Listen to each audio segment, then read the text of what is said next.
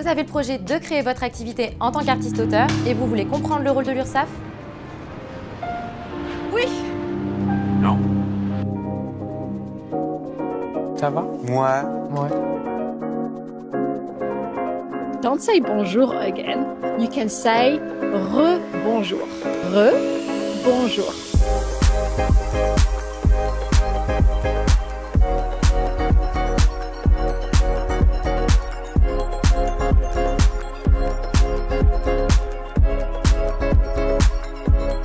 Re-bonjour. J'en peux plus.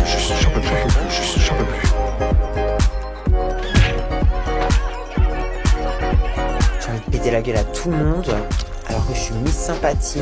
Je dois être gentille, je dois me défendre avec des mots. Moi, je suis pas forte à ça.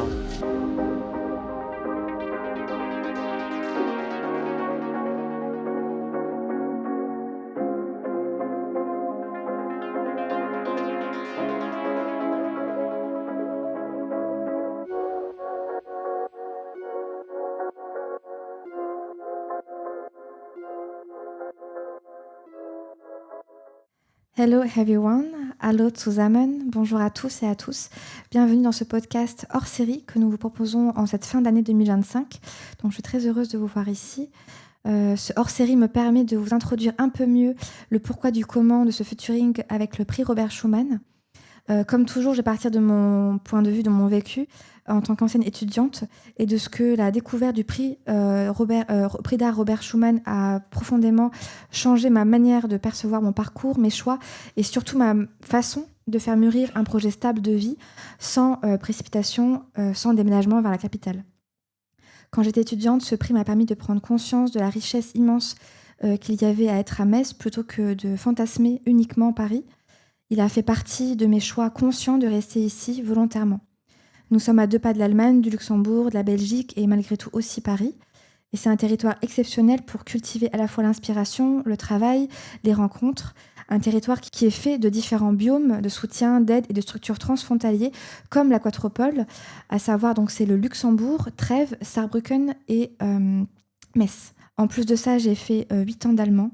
Donc, ich spreche nicht sehr gut, aber ich liebe diese Sprache und ihre Kultur. Juste après l'obtention de mon master, un ancien étudiant de l'école, une personne de ma promo, une personne proche, a eu ce prix. Ça a marqué un tournant et je me suis dit en pleurant de bonheur qu'on peut tous y arriver, que c'est au final juste à côté de nous, mais qu'on ne le voit pas forcément ou qu'on n'y croit pas assez. Ce bonheur ressenti durant l'annonce de son prix m'a donné de la force pour m'accrocher dans mon endroit personnel.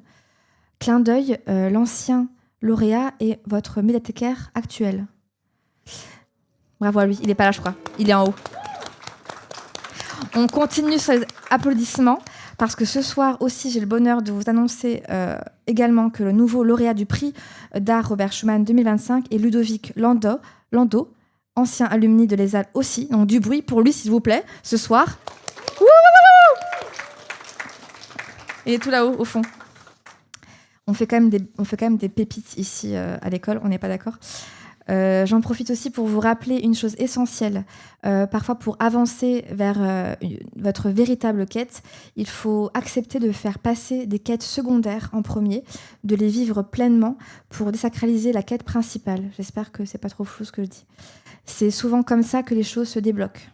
On se rend compte que même dans des périodes difficiles, très précaires, il suffit parfois d'une petite passerelle, d'une rencontre, d'un agent, un producteur, une productrice, un curateur, une curatrice, un ami qui vous suit, un numéro donné, un contact, un stage, un petit boulot, des choses modestes mais qui forgent et débloquent en même temps énormément.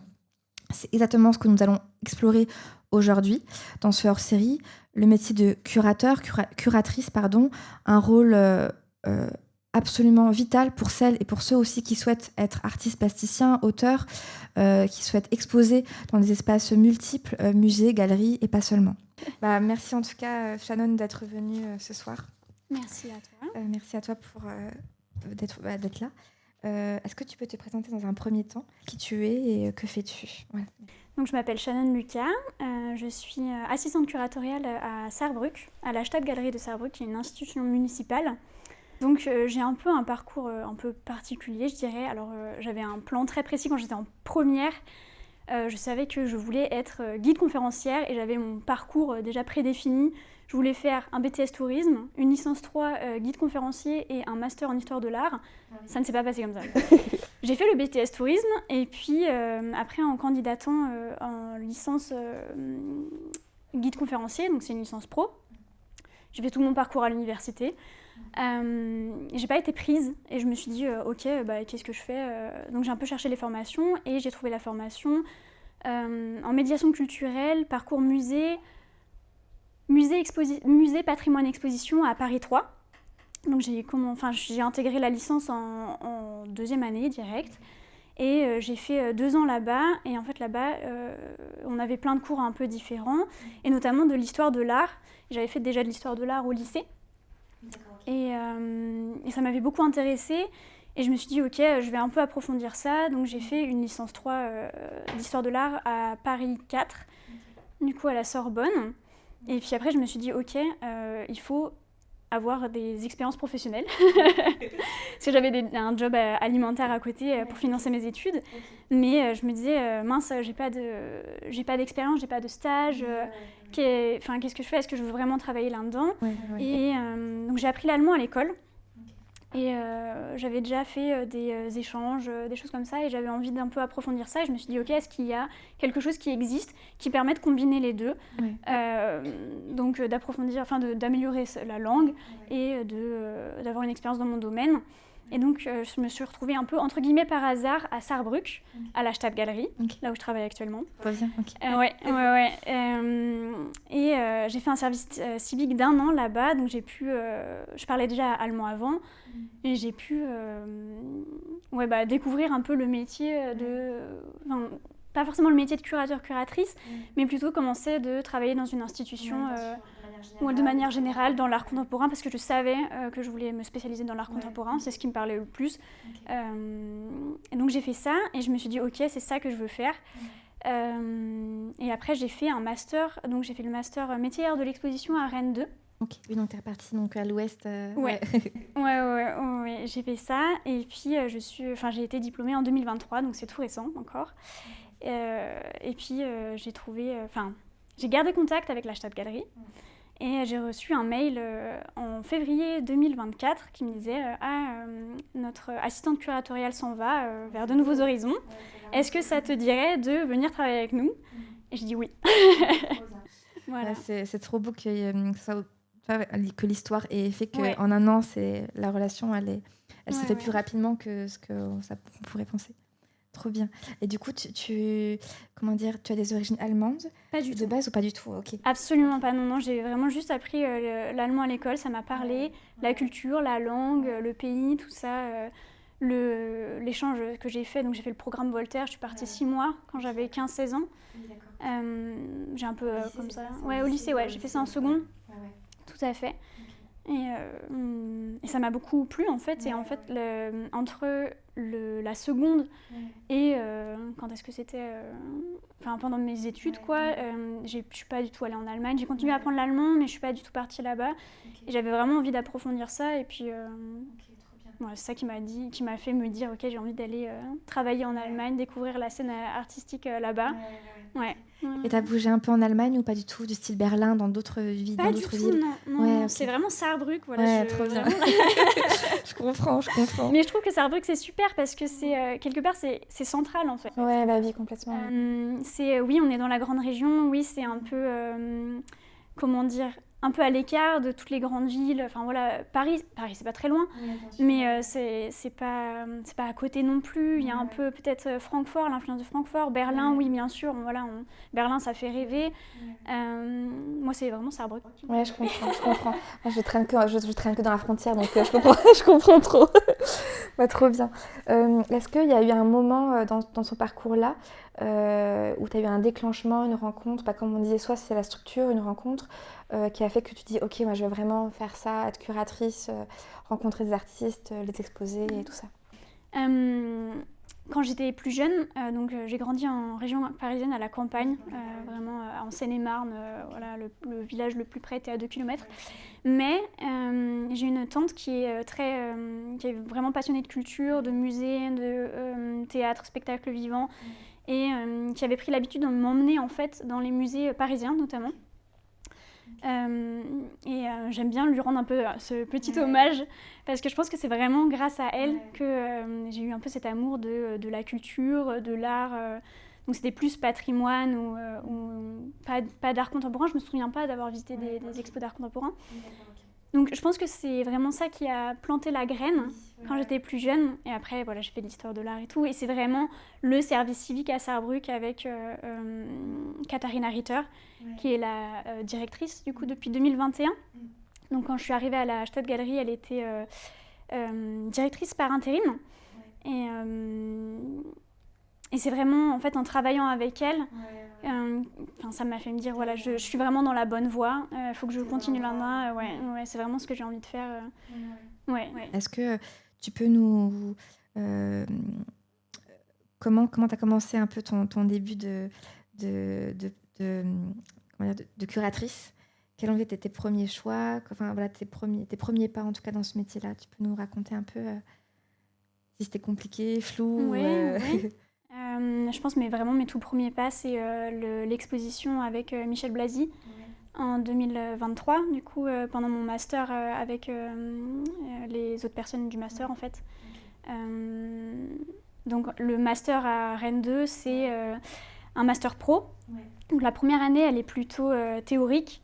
C'est des cours d'histoire de l'art et d'autres choses comme ça. Et la deuxième année est beaucoup plus pratique.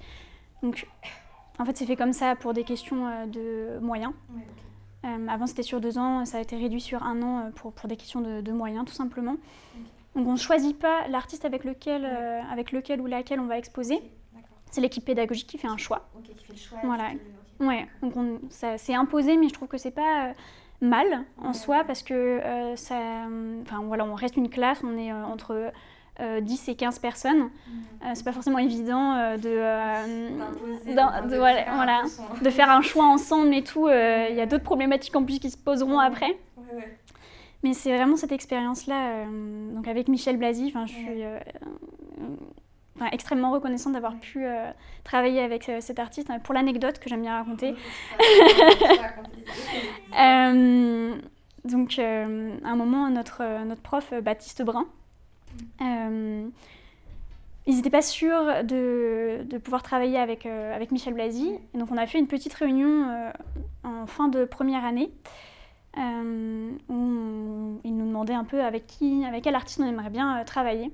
Et je travaillais pour mon mémoire sur une exposition de Elvia Teotsky qui avait eu lieu à la Criée Centre d'Art à Rennes. Et en faisant des recherches, j'étais tombée sur le travail de Michel Blasi, et notamment sur son catalogue qui avait été édité par le FRAC Île-de-France. Et j'étais en train de lire ça et j'étais là, waouh, incroyable, j'aimerais trop faire une exposition avec lui.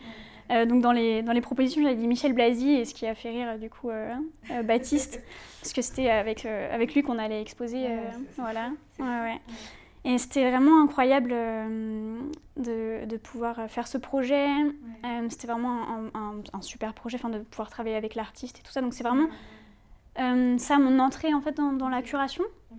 Du coup, ça te dérange pas que je te pose une question? Je m'avance un peu dans la question.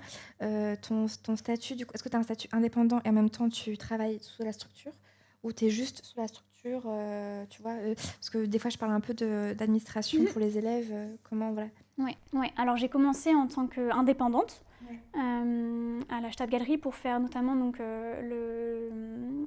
pour être assistante curatoriale et faire d'autres petits projets à côté. En micro-entreprise, c'est pas indiscret? Je ne saurais pas dire l'équivalent en allemand. Je suis indépendante, auto-entreprise, je pense que c'est le plus... En Allemagne, c'est encore d'autres... Oui, on peut dire libéral en Allemagne ou voilà. Ouais. Oui, en Allemagne, c'est pas les mêmes questions. J'ai dû vraiment créer mon auto-entreprise. Donc j'étais amenée, et je suis encore aussi amenée encore aujourd'hui pour certains projets à faire des factures. Voilà. Oui, comme service. Pardon. Et à côté, du coup, donc j'ai tous les mots me viennent en allemand, du coup. Mais j'ai eu la chance de pouvoir avoir un poste, donc c'est un CDD pour l'instant, mais j'ai un poste à mi-temps à la Stadtgalerie. Et en plus, à côté, donc, je fais certains projets de médiation notamment. Qui rentrent dans tes missions à toi et que tu sépares comme ça. Oui, ou en plus en fait. Des fois, par rapport à notre programmation, à la Stadtgalerie, on a besoin de faire un peu de médiation. On fait d'autres projets hors les murs. Par exemple, la fête des enfants, la Kinderfest, dans le jardin franco-allemand à Saarbrück. On est amené à faire des choses comme ça, des coopérations. Ou même assister les artistes ou d'autres. Ok, des workshops ou des interventions d'artistes dans d'autres structures, enfin dans d'autres une école ou autre. Ouais, ou même à la Stadtgalerie, et du coup je complémente en fait en faisant comme ça. Je fais aussi de la traduction. Ah oui, d'accord. Oui. Ouais. Et donc tu fais un peu beaucoup de choses différentes, du coup tu... Oui. C'est ça aussi qui est vraiment super, c'est que donc j'ai la chance de pouvoir travailler dans le domaine pour lequel j'ai fait des études, parce que la curation c'est vraiment pas évident, la curation ou être artiste ou l'art contemporain c'est vraiment pas évident. Ouais, complètement. En termes de comment montrer son travail, c'est difficile.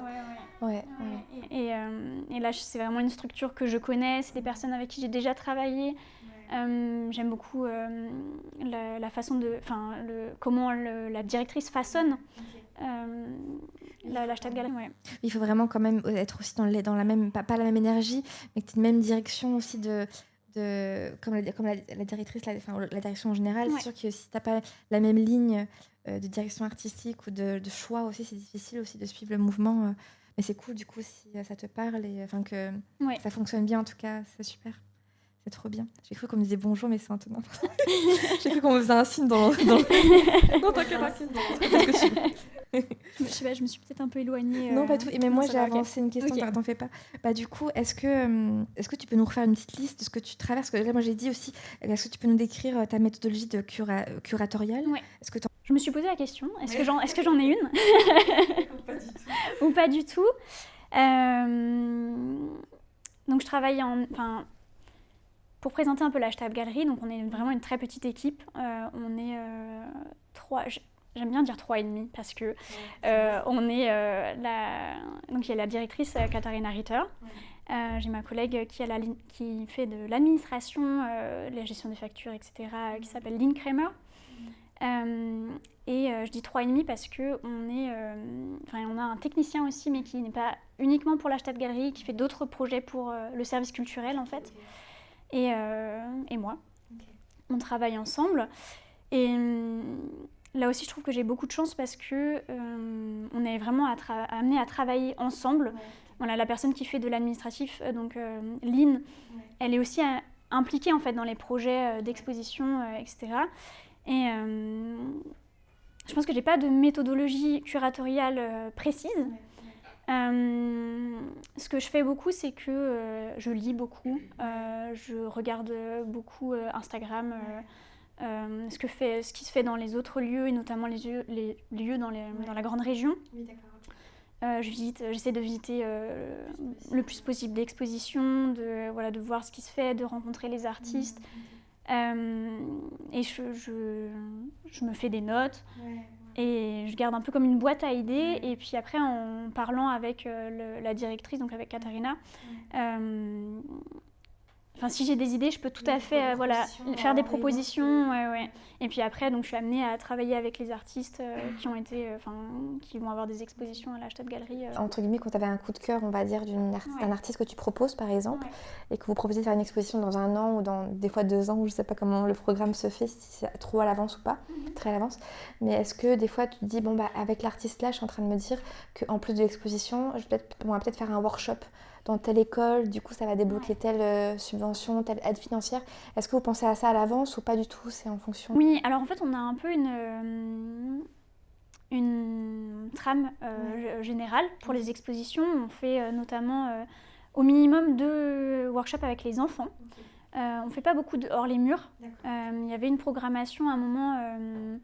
c'est pas qu'on ne fait pas de hors les murs, c'est faux. On fait du hors les murs dans le sens où donc, on est intégré au service culturel de la ville de Saarbrück et on est amené à faire de nombreuses coopérations avec d'autres services. Par exemple, j'ai un exemple qui est très bien, je pense, pour présenter ça. C'est l'exposition actuelle qu'on montre à la Stadtgalerie qui s'appelle Zoom, Zoom, Zoom. C'est le titre de l'exposition. l'exposition a été curatée par 39 enfants et adolescents.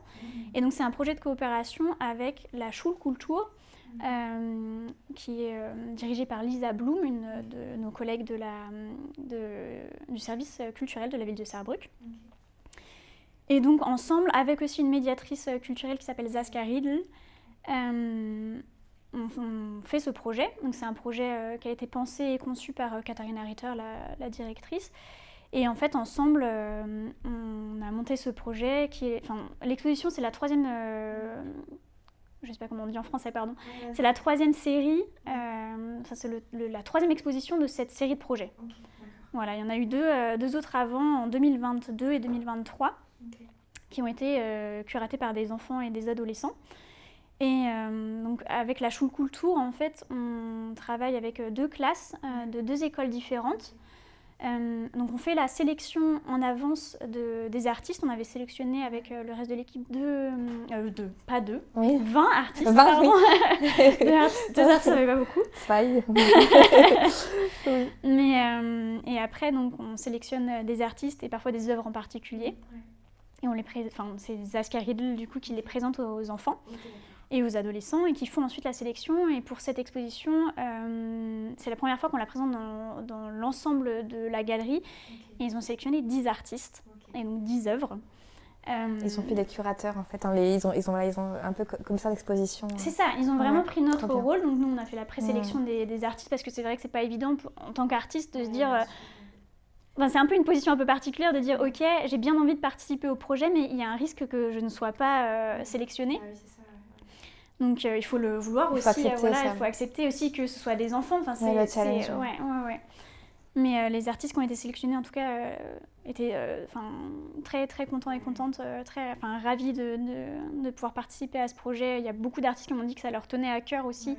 De ce genre de projet en fait. En plus d'avoir un retour aussi d'un jeune public, des enfants, et puis même ce sera eux aussi le futur public des musées ou des galeries. Ouais, et il y a une composante assez importante dans ce projet, c'est des enfants et des adolescents qui n'ont pas forcément l'habitude d'avoir de l'accès à l'art contemporain, de voir de l'art contemporain ou d'en parler ou ou qui viennent pas forcément non plus à la Stadtgalerie, parce que la Stadtgalerie elle est au centre de la ville de Saarbrück.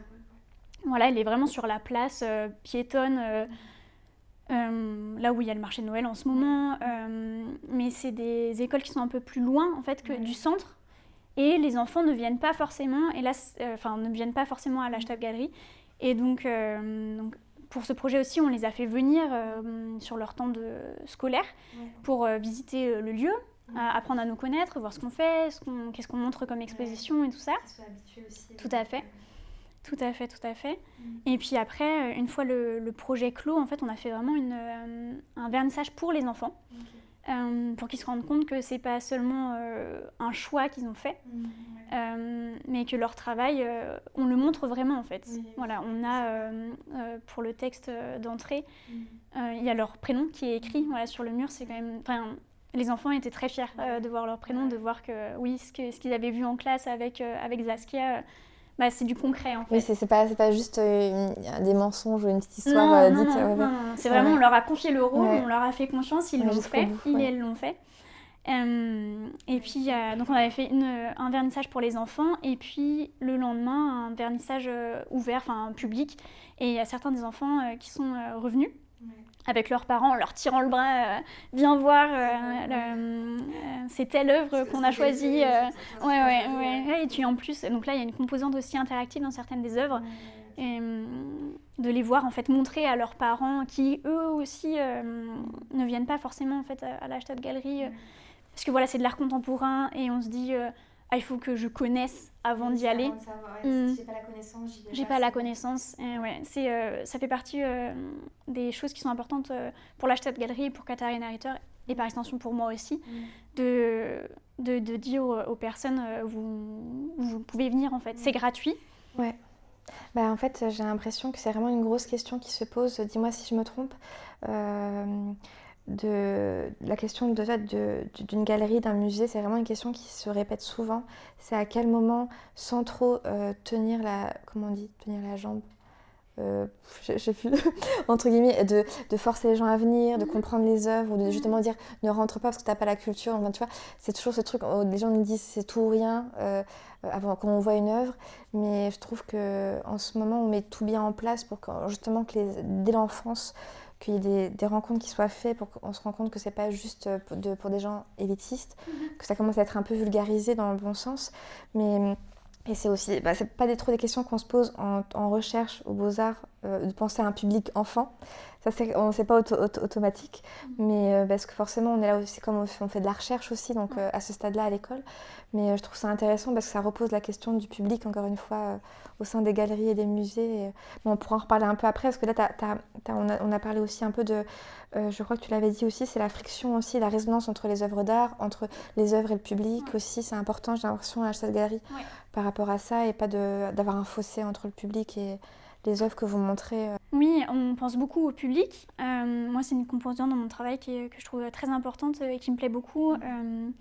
J'aime beaucoup la curation, mais j'aime aussi particulièrement la médiation. Je me rends compte en faisant des visites, que ce soit avec des scolaires ou avec un public plus adulte, que en fait, je fais ça pour le public, en fait. Il y a pour, une responsabilité, quand même, un engagement qui est assez fort. Oui, c'est pas... sans le public, je trouve que il me manque une composante, en fait. On peut montrer des œuvres, mais de mon point de vue, c'est très personnel ce que je dis là, mais... oui, c'est ça, je le fais pour le public, pour les publics. Et est-ce que les artistes que tu peux nous dire rapidement, pour finir là-dessus, est-ce que tu as tous les artistes que vous choisissez, est-ce qu'ils sont OK avec ça? Est-ce que vous avez des tempéraments différents, d'autres qui veulent être plus mystérieux, qui veulent moins expliquer, moins dans la médiation des choses? Ou est-ce que pas du tout, et en général, ils sont vraiment tous dans votre ligne-là? Juste pour expliquer un petit peu aussi comment on fait à la Stadtgalerie, on a des livrets de salle, des petits livrets format A5 qu'on peut déplier en format A3, en 3 langues. On fait un maximum de choses en 3 langues, donc allemand, français, anglais. Et on fait les textes. Notre objectif, c'est que les textes soient compréhensibles par le plus possible de personnes. En France, on a le facile à lire et à comprendre. En allemand, on a le leichte Sprache. Et on tend de plus en plus vers ça, en fait. Et c'est parfois un peu compliqué selon les pratiques des artistes, selon comment les artistes voient leur travail, si ils et elles écrivent aussi ou pas, de dire on fait des textes, mais il faut que ce soit, faut pas que ce soit obscur, en fait. Et parfois il y a des profils qui travaillent là-dessus. C'est ça. il y a des qui travaillent le mystère, ou alors qui sont tellement précis ou tellement dans le détail de leur pratique, ce que je comprends tout à fait, que parfois si on essaye de faire du facile à lire et à comprendre, ça peut les embêter entre guillemets un petit peu, parce qu'il manque certaines composantes de leur travail. Et donc c'est un peu ce travail-là de trouver l'équilibre entre il faut que l'accessible et que ça convienne aussi à l'artiste, parce que c'est essentiel, quoi. En fait, t'as ce truc, c'est pas le mot salir, mais t'as l'impression que c'est un truc que tu t'as rendu mon travail un peu plus enfantin et léger, alors qu'en fait non, il y a un truc qui est quand même un peu fort, complexe, avec différents virages, différents machins, mais en fin de compte c'est aussi un travail poétique, et de toute façon aussi je trouve que l'art contemporain de base amène à un mystère déjà de base. Donc peut-être qu'en effet tu te dis il vaut mieux avoir un texte qui est un peu plus ouvert, où les gens font un premier pas, et ensuite après dans l'échange tu peux rendre un peu en visibilité la complexité du travail, mais plutôt dans un échange. Ça, je comprends là-dessus, même en temps, même après un master aux Beaux-Arts, des fois on se dit le texte aurait pu un peu simplifier, et après je rentre plus chez toi dans ta démarche. Il y a un peu un truc de laisse-moi rentrer tranquille, après on parle de trucs peu théoriques, mais tu as raison là-dessus. J'avais une question là en venant et j'ai oublié maintenant, une question que j'ai rajoutée. Est-ce que je vais m'en rappeler? Peut-être que j'y penserai après. Le temps que je m'en rappelle, est-ce qu'on prendrait pas un petit jus de pomme tout chaud à la cannelle et à l'orange? Ça a l'air très bien, ça. Ça a l'air pas mal? Ouais, ça a l'air vraiment pas mal. Est-ce qu'il y aura assez pour tout le monde? Je ne sais pas. Il y a les petits sons de cloche de Sarrebruck. Et on n'est pas... Franchement, la lumière de Julien, aujourd'hui, on se croirait au Stade de France. Julien... Ça c'est magnifique. Ouais, Bravo Julien. La lumière, c'est une dinguerie. Petit jus de pomme. Là, on est justement sur la place. À Saarbrücken. Juste pendant que vous mangez ou vous buvez un tout petit peu, je voulais vous dire aussi que c'est un peu déprimant ce que je veux dire. La vie est courte, mais l'art est long, et c'est pour ça que des fois on veut faire tout plein de choses en même temps et qu'on est coincé, qu'on a des blocages aussi parce que tout nous inspire, tout nous nourrit, et on a envie de faire tellement de choses que des fois on est paralysé par toutes ces possibilités, mais que voilà, prenez étape par étape, jour par jour, et step by step, et ça va le faire, et aller à l'essentiel de votre désir. Et pour rejoindre à ça, on va relier Martine Parr à aussi David Lynch. Désolée, ils sont tous les deux morts, on les aime trop. Voilà, c'est trop bizarre comment je dis ça. Mais on repense aux donuts, parce que forcément on a tous du spleen en nous dans l'école, autant les élèves que peut-être les profs, je sais pas. Non. Ah bah ils me disent non. Alors du coup que les élèves ils ont du spleen. Mais que justement, vous connaissez la phrase de David Lynch par rapport aux donuts. Il l'a dit juste avant de mourir à sa famille, à ses enfants. C'est bon, là je l'ai mis en français. Concentre-toi sur le donut, mais pas sur le trou. Est-ce que vous à méditer. Et c'est pareil quand vous avez un diplôme ou qu'il y a un oral à passer, concentrez-vous sur le donut. Donc le donut, c'est votre travail, tout ce qui vous inspire, ce que vous aimez, votre désir formel et de fond, mais pas les problèmes, la mort, les angoisses, les crises d'angoisse. Je grossis très mal. Désolée David Lynch pour l'explication. Du coup, on reprend la deuxième partie. Si vous êtes bien requinqués. Est-ce que, à côté du curating, tu as d'autres activités ou pas du tout, de la recherche, enfin voilà, des choses plus personnelles, ou pas du tout, tu es vraiment juste dans une recherche collective, de rencontre avec d'artistes ou pas? Je l'ai un peu mentionné, donc je fais un peu de médiation à côté, et c'est quelque chose que j'aimerais bien développer dans les prochaines années, notamment dans le contexte transfrontalier. J'ai de la chance de parler allemand, français, anglais, et je me dis qu'il n'y a pas beaucoup de personnes qui savent, je pense qu'il n'y a pas beaucoup de personnes qui savent que il y a une personne, ou en tout cas plusieurs à la Stadtgalerie qui peuvent faire des visites en français ou en anglais. Et j'aimerais bien développer ça. C'est mon projet pour les années à venir, de trouver le temps de faire ça. C'est vrai que là, avec le prix d'art, ça m'avait pris un peu de temps. J'étais contente de ne pas avoir d'autres projets à côté. Et sinon, au niveau recherche personnelle, c'est vraiment, ça n'a rien à voir avec la curation ou la médiation ou quoi que ce soit, mais je m'intéresse beaucoup aux plantes comestibles, à tout ce qu'on peut manger qui est accessible vraiment dehors. Je fais pas mal de recherches là-dessus, je lis des livres.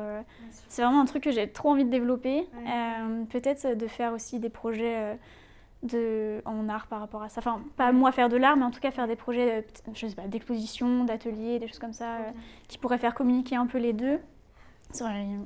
Je réagis parce que c'est très beau. Si j'avais su, on l'aurait mis en table de vernissage des fleurs comestibles. Je pense que l'équipe ils me disent oui. On aurait dû le faire, mais je ne savais pas. J'avais pas ce petit secret. Tu n'as pas dit non.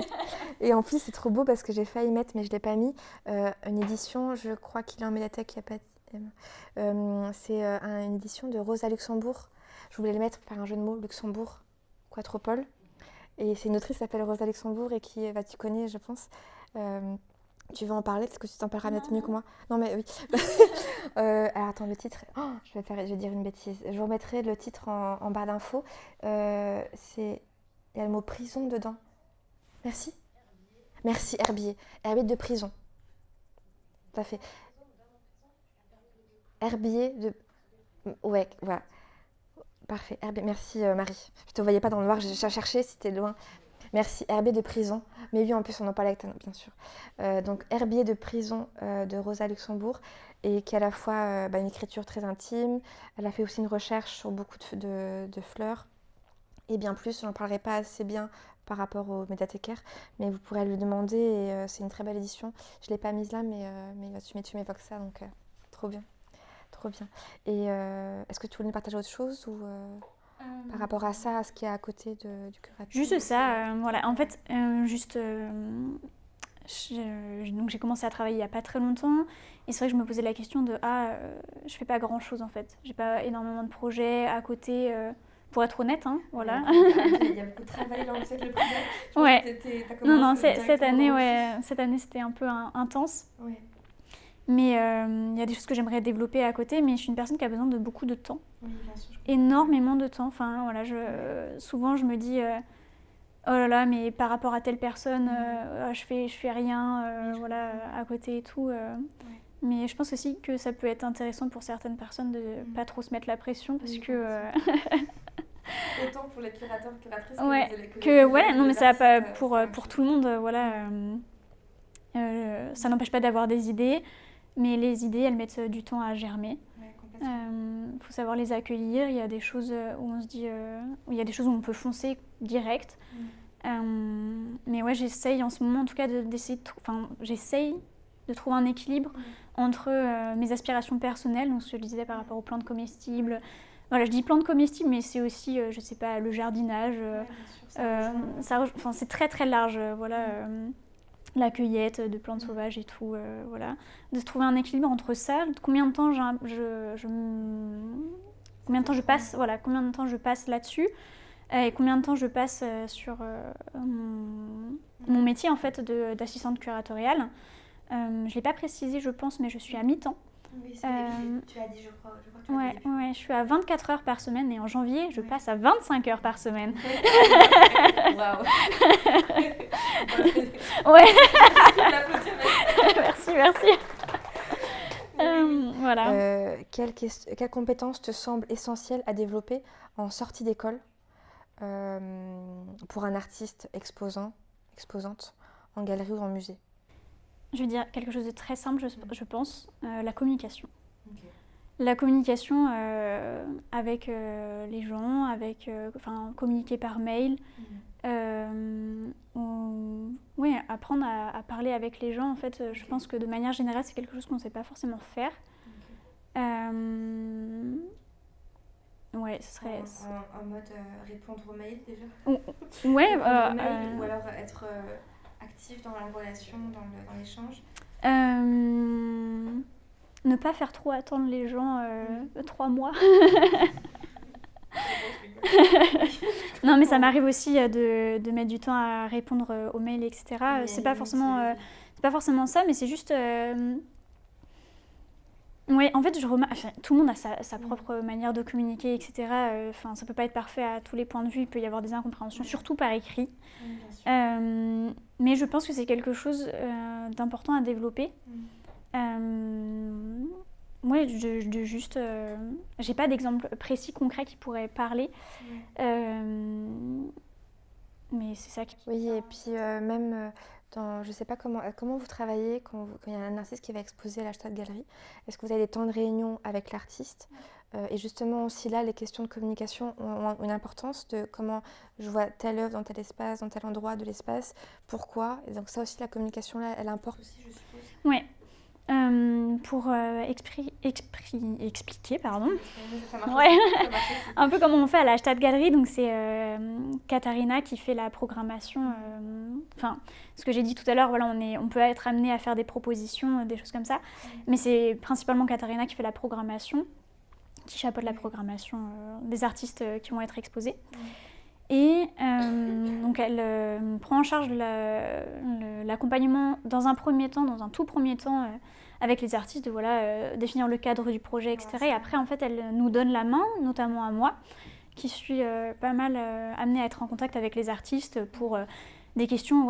Je fais la coordination en fait des expositions où vraiment je suis amenée à faire un rétro-planning et à dire aux artistes à tel moment il faut que le texte soit fini, il soit validé par toi. parce qu'après il faut qu'on le traduise, et après il faut qu'on envoie au graphiste et qu'on fasse imprimer, etc. Et je ne saurais plus retomber sur mes pattes.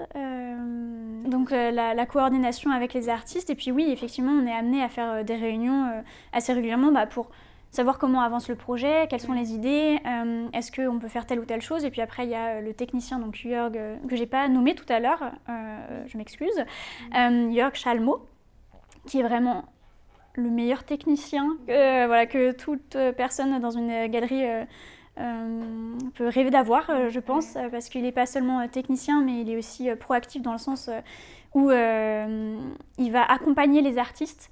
C'est pas quelque chose qu'on retrouve partout dans les galeries, mais il a vraiment un regard particulier, presque un regard artistique en fait. Il a la vision. Il a la vision. Il a la vision, tout à fait. C'est vraiment incroyable. Il y a vraiment des expositions où ça a fonctionné parce qu'il a fait des propositions. Il a accompagné les artistes. Il a dit ouais, ça on peut le faire comme ça. Est-ce que tu veux qu'on fasse plutôt comme ça ou comme ça? Parce que là je pense que ça fonctionnerait mieux parce que telle ou telle chose. Ouais, ça aide encore plus même une confiance et une épaule Ouais. même pour l'artiste plus que Ouais. pour vous aussi. Ouais. Il y a eu une exposition où il a eu un peu, pas une carte blanche, mais en tout cas il était amené à réaliser, à concevoir en fait des choses pour l'exposition. Donc c'était l'exposition Im Fluss sein, être dans le flot, qui a été exposée en 2024, à l'été 2024, et il a notamment, donc ça parlait du flow dans les domaines de l'art, du sport et d'autres, de l'art, sport, musique, et j'oublie un domaine, mais c'est pas très grave. Et il a conçu en fait des espèces de mini gradins dans une des salles, et ça faisait vraiment comme si ça avait toujours été là. Okay. Et c'est vraiment lui qui a conçu ça, et puis voilà, il est amené à concevoir plein d'autres choses. Ouais. Il est vraiment très très fort. Voilà, petit hommage à Jörg. Donc on a ces temps de réunion avec les artistes, et puis après vient forcément le moment du montage où les artistes viennent à des temps différents. Par exemple avec Susanne Lösen qui a eu une exposition cette année, c'était entre avril et août 2025. Elle a passé énormément de temps à la Stadtgalerie pour concevoir son exposition, notamment la scénographie. Il y avait des questions techniques qu'elle a pu voir avec Jörg. Ouais. À l'avance Ouais, à l'avance, on avait aussi fait des réunions, voilà, des visios, des choses comme ça, des appels, beaucoup d'échanges par mail aussi. Et puis après, elle est venue 3 semaines avant le début de l'exposition, sur place pour réaliser ses œuvres. En fait, elle avait beaucoup de questions. Elle a eu besoin de pas mal d'accompagnement de notre part. Il y a des artistes qui ont moins besoin de nous. J'ai pas de préférence parce que je pense que tout est intéressant. Chacun a sa manière de faire. Il y a des fois, ça marche mieux avec certaines personnes qu'avec d'autres. Mais je pense, de mon point de vue, c'est une relation. Et avec les personnes, on doit s'adapter en fait. Autant moi je m'adapte que les personnes s'adaptent parce qu'on a des contraintes. Voilà, les artistes ont des contraintes aussi, mais nous aussi en tant que gens, on a des contraintes. Je pense, et c'est comme ça que je vois aussi mon travail. C'est vraiment de la collaboration, quoi. C'est un travail d'équipe. Oui, c'est vraiment être adaptable en termes de technique, en termes humains, jusqu'au bout en fait. Même jusqu'au vernissage, même jusqu'au finissage, complètement. Je suis d'accord avec toi. Ouais. Et est-ce que... une question vraiment, tu me diras si tu veux répondre ou pas, hein, bien sûr, tu as le droit. Comment tu lis aujourd'hui l'état de l'art contemporain? Quels sont pour toi les enjeux urgents? Ou est-ce que tu sens qu'il y a des choses qu'on doit repenser? Là, je te dis aussi en termes pour les étudiants, si il y a encore des gens qui ont des doutes ou pas, est-ce que j'aimerais montrer mon travail au sein d'un musée? Ou est-ce que j'aimerais montrer mon travail en galerie ou ou rien à voir, juste YouTube? Je te dis ça parce qu'il y a tellement de nouveaux médias aujourd'hui. Je vois tellement d'artistes qui bossent en live sur TikTok, et je reparle de TikTok. Ça me choque. Ils vendent des trucs vraiment, même comme si c'était de la vente en direct d'œuvres. Pour eux, c'est de l'illustration, qu'importe, tu vois. Et est-ce que toi, tu penses qu'il y a Est-ce que c'est deux choses différentes, mais je te la pose juste pour savoir, est-ce que tu penses qu'il y a des enjeux, comme tu disais, la communication ou alors la médiation qui est importante pour aussi faire amener de nouveaux artistes émergents qui sortent des écoles d'art? Est-ce que tu penses à des choses comme ça, des enjeux qui te semblent importants dans l'art contemporain, à garder en tout cas, ou à améliorer, je sais pas? C'est une question qui est à mon sens très importante, peut-être un peu compliquée à répondre à mon niveau. Franchement, après tu es la jeune génération des curateurs, curatrices, tu vois, donc c'est important. J'ai l'impression que, je me trompe peut-être, mais j'ai l'impression qu'on a une espèce de tournant où... alors c'est peut-être parce que c'est les choses que je regarde, etc. Mais... ouais, à mon échelle, avec le peu que j'ai fait, même si j'ai de l'expérience, etc., je pense que j'ai pas le mot ou l'enjeu qui m'a parlé. Mais je pense, en y réfléchissant, en faisant durer le temps de réflexion, c'est la participation, en fait, le travail avec le public, qui, je pense, à mon sens, est très importante. Et j'ai l'impression que c'est de plus en plus le cas d'impliquer le public. Enfin, je dis ça dans le sens où je reprends toujours l'exemple de la Stade Galerie parce que c'est là où je travaille et c'est mon quotidien en fait. Où on a eu il n'y a pas longtemps un changement de public en fait, parce qu'avec le changement de direction, l'ancienne directrice avait une autre programmation, ce qui est normal. Et je suis pas là pour juger est-ce que c'est mieux, est-ce que c'est moins bien, mais c'est juste différent. Et on a eu le public qui était là avant a perdu un peu ses repères en fait, parce que Katharina Ritter du coup fait de plus en plus participer les visiteurs, les visiteuses, essaye d'amener un public un peu plus familial. Les enfants prennent aussi une partie très importante du public, en fait, et les personnes qui n'ont pas forcément l'habitude de venir. Je pense que ça, c'est quelque chose qu'on voit de plus en plus, où il y a de plus en plus de choses qui sont faites pour amener du public. Et on peut ne plus avoir cette vision de « Ah, l'art contemporain, j'y comprends rien ». Oui, en t'écoutant, moi quand j'étais étudiante, là, j'ai un peu vieille maintenant, enfin vieille, j'abuse, mais quand même, je me disais, non mais on a un master quand même, on a fait de la recherche, c'est aussi au public, entre guillemets. Ça, c'est le truc quand t'es jeune, tu dis, ouais mais là j'ai bossé, puis bon après, comme on disait, des articles qui disent, oh non mais ça simplifie pas mon texte parce que j'y ai bossé des heures et tout et tout. Et en même temps, je comprends tout à fait ce que tu dis, dans le sens c'est que si nous aussi, en tout cas artistes, auteurs ou plasticiens, on ne fait pas aussi une grande démarche autour d'impliquer un public, juste aussi en termes émotionnels, tu vois, en termes de communication, comme tu dis, mais aussi émotionnel, plastique, mais aussi émotionnel. Quand je dis émotionnel, c'est dans le sens où il faut que la forme et l'échange, donc comment tu parles de ton projet, puissent aussi créer un lien assez rapide avec le public pour qu'il y ait un échange qui est beaucoup plus, on va dire, naturel et moins théorique et tout ça. Mais ça demande aussi beaucoup de travail, de réussir à finir une œuvre qui, à la fois émotionnellement, peut marcher pour différents âges, pour différentes structures aussi. Enfin, c'est super dur. Oui, bien sûr. Après, je pense qu'il y a un temps pour tout. Ce que je disais tout à l'heure, en fait, c'est un travail de collaboration entre l'artiste et l'équipe de la galerie, du musée, peu importe du lieu qui expose, et de trouver ce qui convient à tout le monde, ou en tout cas essayer de tendre vers ce qui convient à tout le monde, être satisfait, et que surtout l'artiste qui expose il soit satisfait ou satisfaite. Mais oui, en fait, c'est pas c'est ce que je dis, c'est ce que je dis. Après, vous en faites ce que vous voulez, vous l'utilisez comme vous voulez. C'est vrai que avec mon poste de curatrice, peut-être que j'ai tendance à beaucoup parler du public et pas beaucoup du point de vue des artistes.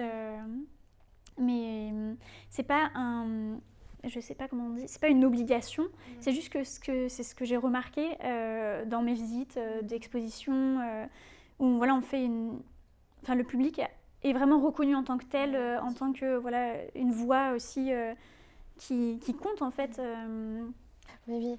En fait, là, on pourra échanger ensuite avec le public si vous voulez, mais j'ai l'impression qu'il y a différentes solitudes.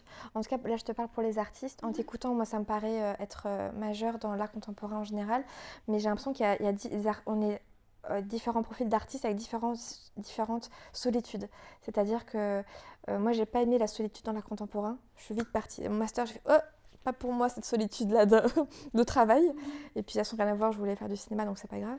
Mais dans le cinéma, c'est autre chose. On est seul pendant un temps et après, on a 40 personnes sur un tournage, donc c'est pas le même moment de solitude. Moi, c'est peut-être mon fantasme, mais en tout cas à l'époque, je me disais, l'art contemporain, on est quand même beaucoup seul. Et quand je rentre dans une structure, je pose mon œuvre en échange avec d'autres personnes, bien sûr. Mais on est avec des gens, mais on reste comme dans une bulle de réflexion liée à la pratique. Donc c'est une autre forme de solitude. Quand on écrit un livre, on est quasiment tout le temps seul. Même quand on signe des signatures, il y a une table qui nous sépare de, tu vois, même si l'éditeur, pardon. C'est une autre forme de solitude et tout. Et je trouve qu'en effet, l'art contemporain, ça implique quand même, comme tu dis, le public, il est majeur, il faut y penser quand même. Pas forcément quand on produit, mais assez souvent quand même. Et que, voilà, dis-moi si ça paraît bateau ce que je dis, mais en effet, j'ai l'impression qu'il faut aussi trouver son endroit à quel niveau j'aimerais travailler avec des gens. Est-ce que je suis faite pour travailler toute seule et donc là j'écris que des livres, je grossis un peu, je suis dans ma bulle, ou alors justement est-ce que j'ai envie que mon travail ait un vrai trait de médiation avec un public. Du coup c'est ça qui me booste aussi à produire et exposer de plus en plus. Enfin voilà, dis-moi si c'est à peu près ça, je refais un résumé. Je pense que oui, ça dépend de ce qu'on a envie de faire. De comment on a envie de le faire. Est-ce que peut-être pour une première partie de projet, on va faire différemment, on va peut-être impliquer moins de personnes ou plus de personnes, et puis après ça va se développer. C'est très vague comme réponse. Je suis désolée. La question, est-ce que des personnes veulent répondre à cette question-là? Est-ce que vous... Non, pas du tout, ça fait peur à tout le monde. Ouais. Moi, je vais devoir me couper après au montage, vous allez voir. Qu'est-ce qu'elle a dit, celle-là, elle est fatiguée, c'est n'importe quoi. Mais je trouve ça beau parce qu'il y a vraiment des... Moi, pendant longtemps, j'ai fait genre à l'école. Dans le sens où je trouvais ça hyper intéressant, mais j'étais plus fière de voir les œuvres exposées de mes amis que les miennes. Parce qu'en fait, c'était juste pas mon langage. Voilà. Il y a à la fois le travail, la communication avec une équipe, le langage. C'est que je comprends ce langage-là, mais je me vois pas dans cette manière-là de montrer le travail. Tu vois, c'est hyper intéressant dans le sens où peut-être que j'étais pas aussi mon public et mon langage. Et je trouve que l'art contemporain en général, il est à la fois précieux, très ouvert, même si on le voit pas au premier abord. Comme tu dis, on y pense tout le temps en public, même pour les structures, c'est un peu la base. Mais peut-être que dans une école, on pense moins au public forcément parce qu'on est dans une bulle de recherche à travail, donc on y pense moins, c'est tellement moins... Enfin, voilà. En fait, ce que tu dis aussi, ça me fait penser un peu à la période de montage pour le prix d'art Robert Schumann. Tu peux nous en parler aussi, c'est pour les artistes. Ouais, carrément. À un moment, vers la fin du montage, je discutais avec une des artistes qui me disait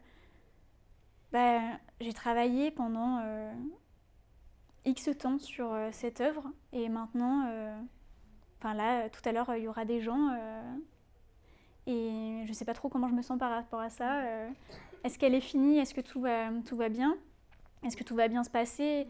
Et c'est un peu une espèce de moment un peu, de cette solitude qu'on avait avec l'œuvre, que l'artiste avait avec l'œuvre, et que là, tout d'un coup, voilà, c'est fini. Qu'est-ce que je fais? Est-ce que ça me plaît? Est-ce que ça me plaît pas? Est-ce que j'ai envie de tout enlever et de partir et de plus du tout participer? En fait, l'artiste me disait j'ai juste besoin de temps, voilà, c'est fini, il faut que je prenne de la distance. Je dois m'arrêter à un moment donné, voilà. Mais c'était un moment particulier en fait.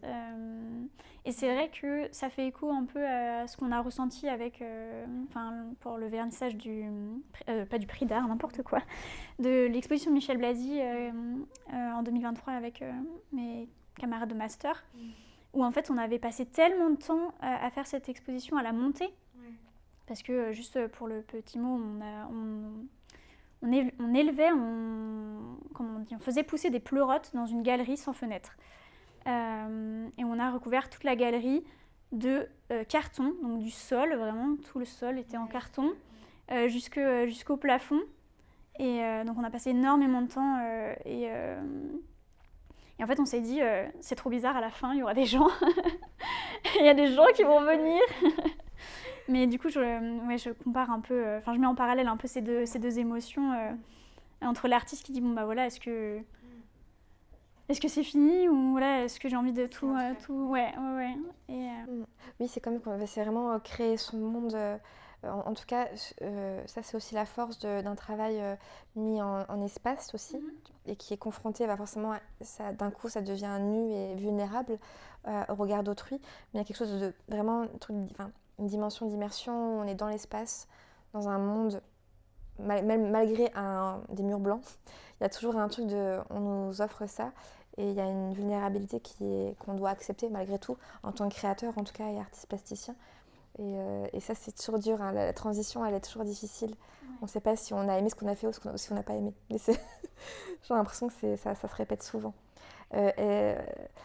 Écoute, j'avais une question sur un dernier conseil à partager, en tout cas pour être curateur ou aux élèves dans l'école, mais je pense que tu l'as dit. Dis-moi si je me trompe, ou tu repenses à quelque chose d'autre à partager pour finir? Pareil, un truc très bête, très simple, faites, vraiment osez.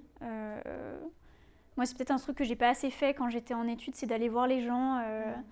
Parce que... Ouais. Voilà, d'aller voir les gens, parler avec les personnes. Voilà, si ça vous intéresse, dites-le. Peut-être que vous le faites déjà et franchement, tant mieux pour vous. Je vous invite vraiment à continuer. Mais voilà, de prendre contact, même si ça donne rien. En fait, on sait jamais. Voilà, c'est vraiment ça. Sont différents, quoi. Tu ouais. peux écrire un mail et d'un coup... Ouais, c'est ça. Ouais. C'est ça. Carrément, ouais. Et garder aussi contact avec les personnes avec qui ça s'est bien passé. Et je pense que c'est un truc peut-être qu'on ne fait pas assez ou pas assez régulièrement.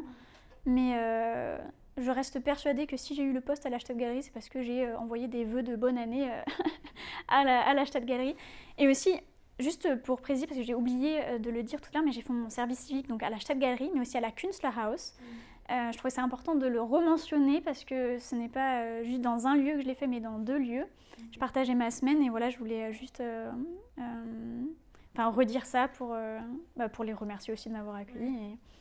Trop bien. Oui, on n'a pas dit les noms des artistes que vous avez exposés au prix d'art Robert Schuman. Tu veux nous les redire en dédicace pour...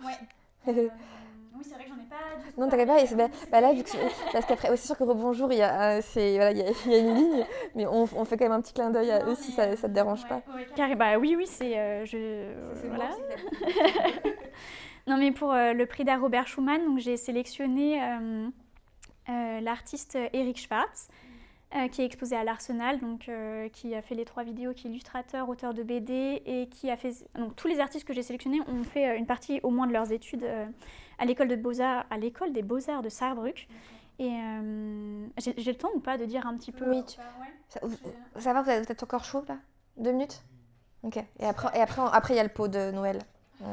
Après on fait la fête. Vous dites juste 2-3 trucs sur les... Ça va, la régie, ils sont toujours là? Ok. C'est bon, vas-y. Allez, let's go là, on se chauffe là.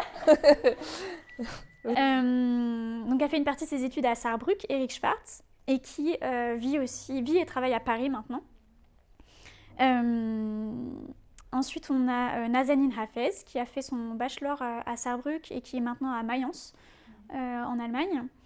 Donc, qui est aussi à l'Arsenal, qui montre les collages, qu'elle a réalisés avec du matériel de presse issu des exécutions publiques en Iran. Après, on a ici à Les Halles, Christiane Wien, donc, qui a fait l'installation sonore avec le papier et les structures en bois. On a une installation de Paulette Peigneux, et qui montre aussi un travail qu'elle a fait in situ, en fait. C'est une vidéo d'une performance qu'elle a tournée à Metz en septembre 2025, qui est donc montrée à Octave Kobel. Voilà. Et juste pour dire 2-3 mots sur la sélection, et après je me tais, j'ai fini. Je voulais une sélection qui soit de différentes générations. C'était très important pour moi. Donc Christiane Wien, par exemple, elle est née en 1969. Et Eric Schwartz, il est né en 1996. Je voulais une sélection qui représente différentes pratiques artistiques, c'était important pour moi. J'ai pas de thématiques sous lesquelles qui recouvrent un peu toutes les pratiques des artistes, mais c'était pas comme ça que je voulais travailler non plus, parce que je voulais un peu montrer la diversité de ce qu'on faisait sur la scène artistique de Sarrebruck.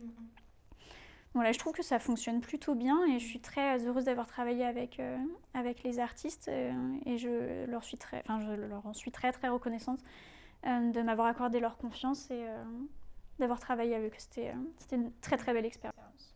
Trop bien, voilà. Trop beau. Merci beaucoup à toi. Est-ce que attendez, avant les questions-réponses, promis, après j'avais ça à côté, ouvert. Qu'est-ce que c'est moche. J'avais mon truc là comme ça. Oh là là.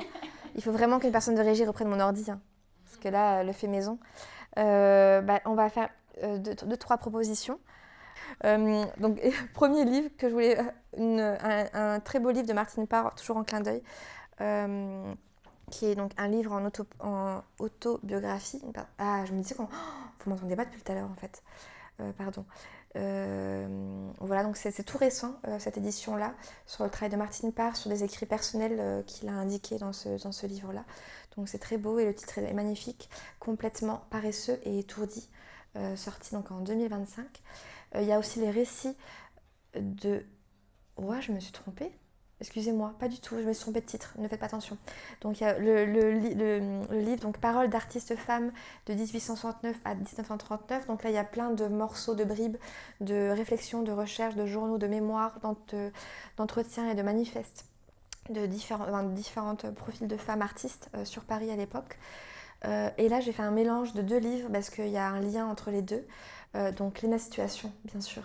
Son dernier livre, dedans il y a plein d'exercices qui peut faire un peu développement personnel, mais je trouve ça hyper intéressant quand même pour des indépendants ou des artistes ou ceux qui sont dans la com, dans la mode, qu'importe, de poser des premières bases qui sont une base primordiale.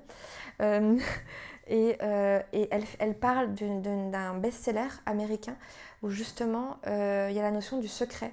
Et je crois que je vous l'avais dit dans un des podcasts, je ne sais plus, mais des fois on a une petite voix d'enfant ou d'un désir d'enfant qui arrive assez tôt mais qu'on n'écoute pas.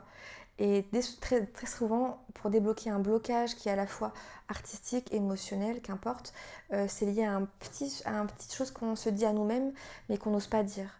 Donc si on arrive à écouter un peu ce petit secret-là, ça peut être pas mal, ça débloque beaucoup de choses. Et justement, ça amène aussi les lois de l'attraction. C'est-à-dire, j'aimerais trop, je sais pas moi, être écrivain ou plasticien, et de se le dire, et de le dire, je suis plasticien.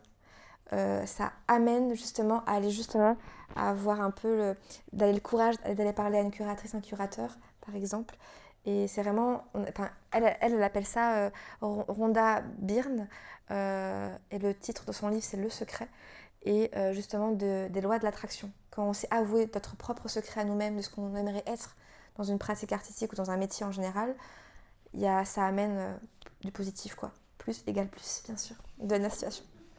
Mais c'était intéressant les deux ensemble, les deux tressés. Est-ce que tu as des références ou des choses par rapport à ça que tu veux nous partager ou pas forcément ? J'ai pensé à quelques références, enfin pas des références en particulier, mais ce qui m'a beaucoup aidé dans mon master, c'est de lire des revues en fait, d'art contemporain, Marge, S, l'Art même, il y en a des tonnes. Il y a aussi une revue qui s'appelle Azimut, je pense peut-être que vous connaissez, c'est une revue... qui a été créée en 91, c'est du design en fait, j'aime beaucoup parce que toutes les éditions sont très différentes, c'est vraiment un objet à chaque fois. Je lisais aussi beaucoup Multitude, la revue Multitude, pendant mon master. Je pensais surtout aux revues en fait, pour voir des artistes, découvrir de nouvelles scènes artistiques, de nouvelles pratiques, plein de choses. Après, il y a Spike aussi, le magazine Spike. En côté allemand, il y a Kunstforum, il y en a plein en fait, voilà. Franchement, explorer parce qu'il y a des trucs qui sont vraiment super et parfois c'est mieux que de scroller sur Instagram. Je mettrai ça en barre d'infos. Est-ce qu'il y a des questions et réponses pour finir ? Des besoins justement du débat avant qui était difficile à débattre en 10 minutes, mais non, pas de questions, pas de réponses ? Prêt pour aller fêter Noël Ok. Bah, merci beaucoup Shannon, c'est trop bien. Merci à Antonin. Merci à Je vous. dirais merci à toute Anne. l'équipe quand même. Merci à toute l'équipe du prix Robert Schuman. Merci à Antonin, le GOAT. Ça aussi, voilà, c'est à Shabnam aussi pour l'organisation du podcast et du tout prix Robert Schuman, qui est conséquent. Je mettrai tout ce qui est lien et tout en barre d'infos. Merci à l'équipe de régie, comme d'habitude. Julien à la lumière, magnifique. Fred, pareil, le GOAT. Toute l'équipe, le GOAT. Ada, Joey, Maë au son. Léa à la caméra également. Lisandre à la réal. Ada à la cam aussi. Joey. Iman. Mais en tout cas, merci à toute l'équipe, à tout le monde et bonne soirée. Merci. Vous avez le projet de créer votre activité en tant qu'artiste-auteur et vous voulez comprendre le rôle de l'URSSAF? Non. Ça va? Ouais. Don't say bonjour again. You can say re-bonjour. Re-bonjour.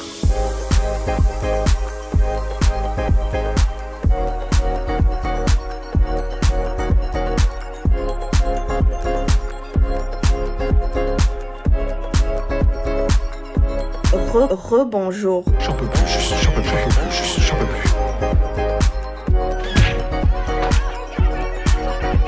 J'ai envie de péter la gueule à tout le monde, alors que je suis Miss Sympathie. Je dois être gentille, je dois me défendre avec des mots. Moi, je suis pas forte à ça.